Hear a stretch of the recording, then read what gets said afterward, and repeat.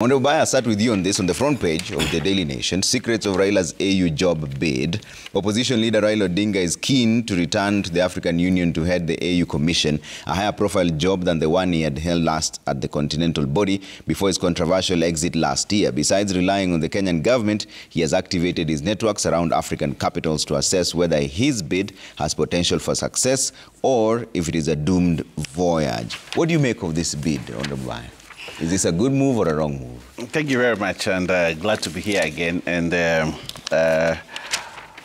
whether Raila, this is a good move for him or not, one of the things that you need to know that before anyone really wants to get a continental job or an international job at this level, requires the support of his government. Yeah.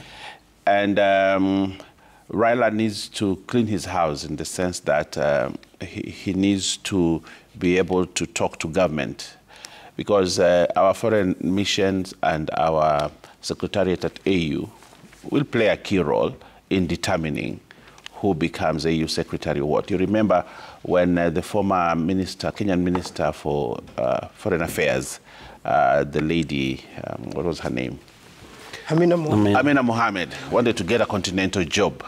And it took our foreign ministers to run around many capitals, and the president dispatched many people to run around many capitals to try to get support for her to be elected into that position. And it was not fruitful. And yet she had full government support. And Amina had a profile, an international profile, because she had served as ambassador, she had served at the UN, and had an international, a very good track record internationally. But she couldn't win that position, and there was a heavy investment by government on her bid.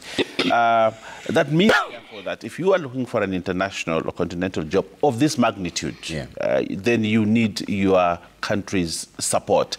So what is his relation with the current government? That will play a key role.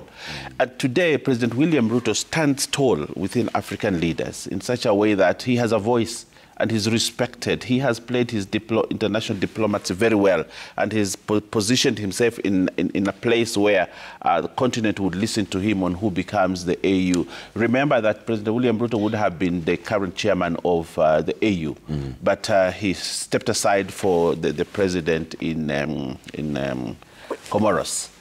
And they have high regards for him. I've been with the president in one or two of these countries where he goes and has a lot of regard. So if Raila would like to get a job of this magnitude, whether he has networks around the world or has networks in every African president's bedroom or wherever, he still requires Kenyan support on this. And therefore, if he wants to do this, it's good for a Kenyan to ascend to the position of the boss at AU. It is very good. But the character of Raila right now, and you see what befell of him when he had to be removed from the chairman of the infrastructure committee. I think Kenya made a decision that they didn't want a cantankerous person like Raila to stay at that international level.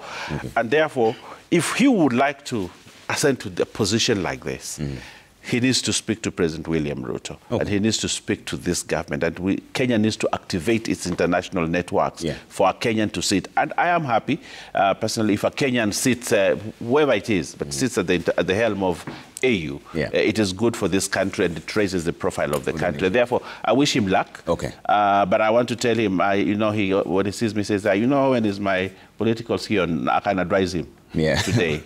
Talk to the Kenyan government if you want this position.